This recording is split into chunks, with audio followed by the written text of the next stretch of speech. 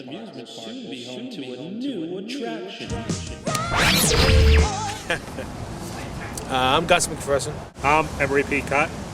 And we were two of the 4 people behind Halloweenland at Rocky Point in 1998. We had done haunts previously for the 10 years.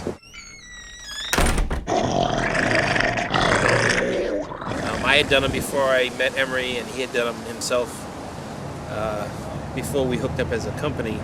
And someone had made the suggestion, hey, what about Rocky Point? It's abandoned now, it's closed, can we do something down there? So it all kind of blossomed out of a conversation about what was going on with the park. And then we decided to hook up with 2 other people and put it into works. The basic premise behind Halloweenland was a one-time deal. Was to set it up just for the month of October, and we were to take the existing buildings and turn them into haunts. We had chose 7 specific buildings that we were going to do the haunts in. Each one had a different theme.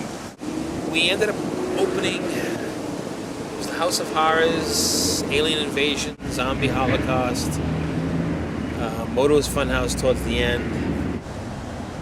That was just a concept I had. We just, for a walkthrough, we built the whole section. It was up on its own portable thing. It was designed so it could break down and remove it afterwards, which didn't happen, unfortunately. One was originally housed in the bumper car building, which proved to be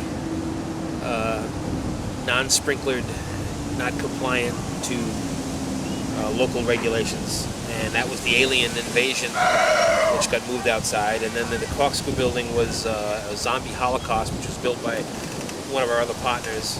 And again, that was taken outside and set up in the front. We cleaned the property up first. We had to have all the weeds had to be pulled. A lot of things had to be fenced in, especially around the flume area. These were all stipulations that were required of us to do, so people wouldn't get hurt. Everything was pretty beat down. I mean, there was every building. If you opened the doors and walked in, it looked like everybody just dropped what they were doing in the middle of something and just walked out the door, because the places all still had chairs and tables in the eateries, the snack bars. All the cooking utensils were still there. The ovens were all still in there. Most of the places, it was just like as if all of a sudden it was like a ghost town. Everybody just disappeared. The lines for the House of Horror alone were huge. It was well over an hour wait to get into it.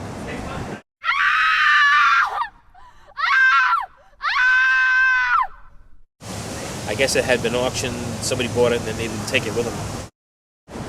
It's another guy who was working with us at the time.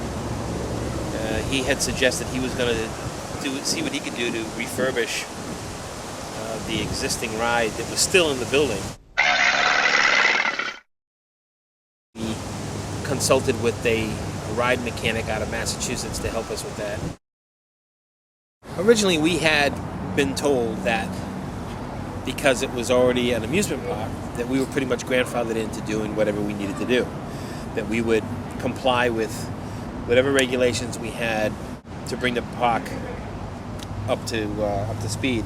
But we pretty much had no idea that we were going to be running into the problems that we ran into with the fire marshals and the building inspectors.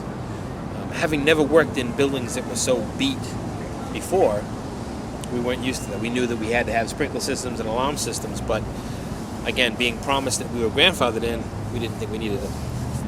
None of those complaints really put a damper. I mean, I think it angered us more than anything else. People came out in droves, so I don't think it had anything to do. It didn't have any effect on anybody. It might have helped. You never know. Yeah, maybe it helped. For advertisement-wise, letting people know what was going on. Like, ooh, let's go down and see it.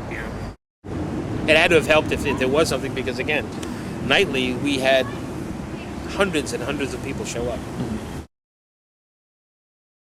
No, we had some guy who wanted to put in condos come down and try to make a stink about us putting something in there for Halloween because they said that we were satanic and we were going to have to give the wrong element to kids. And it's pretty much the city council said, hey, it's just a Halloween thing, which is all it was.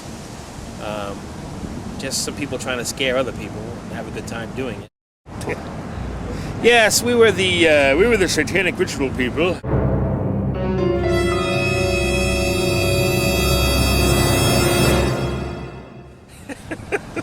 He's going to have to do a lot of So we editing. have to do that again? Yeah, do it again.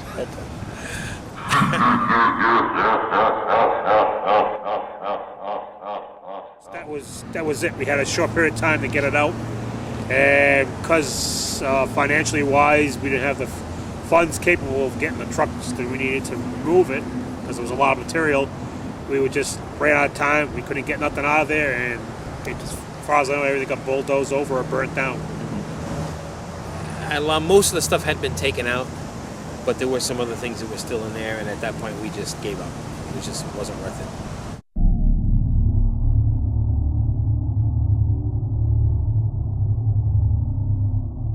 But I think Halloweenland definitely could rise again. Maybe not at Rocky Point, but it definitely could